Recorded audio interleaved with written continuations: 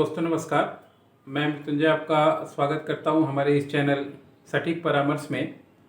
और देखिए, जो उम्र होता है वो एक बहुत बड़ा फैक्टर होता है सभी लोगों के लिए, चाहे आप हो, हम हो, कोई भी हो। तो जब वैसे ही उम्र बढ़ता है तो बहुत सारी चीज़ें परेशानियां हम लोगों के सामने आती है, जैसे मूवमेंट नहीं कर पाना या अपने काम को नहीं कर पाना। इस तरह की बहुत सारी चीज़ें आती हैं शहरों में, गांव में। उसका टर्म्स कंडीशन भी अलग अलग होता है। बहुत से लोग हैं जो वर्किंग हैं, दोनों हस्बैंड वाइफ वर्किंग हैं, घर में बुजुर्ग आदमी है तो उसका देखभाल नहीं हो पा रहा है। तो ये सबको एक बहुत अच्छे तरीके से बिजनेस अपॉर्चुनिटी में बदला जा रहा है। तो उसी बिजनेस के बारे में आज हम लोगों से बात करने वाले हैं आप लोगों से, कि ऐसा कौन सा सर्विस है जो आप इसमें ऐड कर सकते हैं और अपने कंपनी को, या अगर आप ऐसा बिजनेस कर रहे हैं तो बढ़ा सकते हैं। खासकर जो आया सेंटर चलाते हैं या एल्डर सर्विसेज चलाते हैं, यानी बुजुर्गों के लिए जो सर्विसेज चलाते हैं, ऐसी बहुत सारी कंपनियां हैं जो बुजुर्गों को सेवा प्रदान करने के लिए अपनी कंपनी खोल के रखी हैं और सर्विसेज प्रोवाइड करवाती हैं। मेंबरशिप के तौर पे, मंथली के तौर पे, आवरली के तौर पे, ईयरली के तौर पे, ऐसे ये लोग मेंबरशिप बना के कॉन्टैक्ट करते हैं। 5,000, 10,000, साल का 50,000, ऐसे इन लोगों का कॉन्टैक्ट बेस एग्रीमेंट होता है जो पेमेंट लेके ये लोग काम करते हैं। तो इसमें मुख्य सर्विसेज क्या होती हैं, या अगर आप ऐसा सर्विस चला रहे हैं बिजनेस, तो इन सर्विसों को भी आप ऐड कर सकते हैं ताकि आपका बिजनेस या व्यापार और ज़्यादा बढ़ता है। सबसे पहले बैंकिंग का सर्विसेज, यानी मान लीजिए बहुत सारे लोग हैं जो रिटायर्ड हैं और पेंशन होल्डर हैं, तो उनको हमेशा बैंक में आने जाने की ज़रूरत पड़ती है कि बैंक में जाएंगे पैसा उठाने के लिए या पेंशन उठाने के लिए।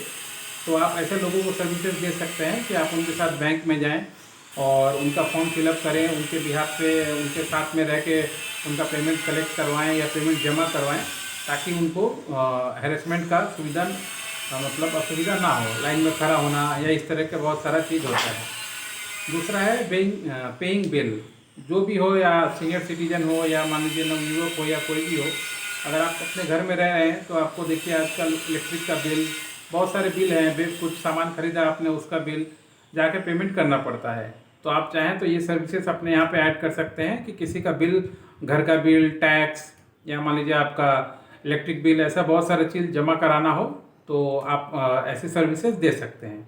उसके बाद है शेड्यूलिंग, यानी मान लीजिए डॉक्टर के पास आपको जाना हो, एल्डर हैं, आपके साथ जाने के लिए आदमी नहीं है, तो आप ये सर्विस ऐड कर सकते हैं कि साथ में जाना, आना, दिखाना, जो भी टाइमिंग लगेगा उसका आप फिक्स चार्ज करके ये सर्विसेज आप दे सकते हैं। दूसरा है आपका रिपेयरिंग, यानी मान लीजिए आप किसी उनके घर में रिपेयरिंग से रिलेटेड या किचन से रिलेटेड बहुत सारे जो आइटम्स होते हैं उनका टाइमिंग पे रिपेयरिंग कराना, या देखना कि हाँ चीज़ें ठीक है कि नहीं, या अगर ठीक कराना है तो रिपेयर मैकेनिक को बुला के ठीक कराना, यानी मेंटेनेंस का काम। इस तरीके का काम आप कर सकते हैं।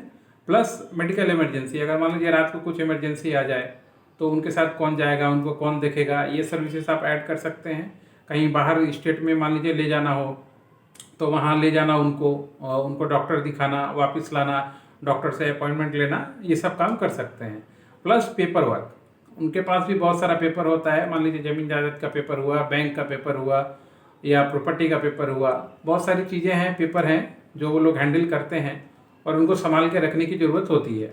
तो आप अगर ये सब सर्विसेज ऐड करते हैं अपने एल्डर सर्विसेज में तो आपका बिजनेस बहुत अच्छा चल सकता है और आप बहुत अच्छे तरीके से ऑर्गेनाइज करके पूरी इंडिया में ही, चाहे तो आप यूट्यूब पे प्रमोशन करें, फेसबुक पे करें, या लोकल एरिया न्यूज़पेपर पे करें, और मेंबरशिप चालू कर सकते हैं, ईयरली, हाफ ईयरली, या कॉन्टैक्ट काम वाइज पैसा, ऐसा करके आप ऐड कर सकते हैं और काफ़ी अच्छा इसका सर्विसेज आपको मिलेगा और मार्केट भी आपको मिलेगा। आशा करता हूँ आज का पॉइंट आपको समझ में आया। और अगर लीगल इसमें आपको काम करना है तो पेपर वर्क के लिए भी हम लोग इसका पेपर वर्क कराते हैं कि कैसे कंपनी बनेगा, क्या होगा, इसका जीएसटी कितना होना चाहिए, या मान लीजिए आपका उद्यम आधार होना चाहिए नहीं होना चाहिए, करंट अकाउंट होना चाहिए नहीं होना चाहिए, वेबसाइट कैसा होना चाहिए, प्रमोशन कैसा होना चाहिए, ये सब सारी चीज़ों पे हम लोग गाइडलाइन करते हैं। आप इसके लिए भी हम लोग से हमारा सर्विस ले सकते हैं और दिए गए व्हाट्सएप नंबर पे कांटेक्ट करके और ज़्यादा जानकारी चाहे तो प्राप्त कर सकते हैं। आज के लिए इतना ही दोस्तों, नमस्कार।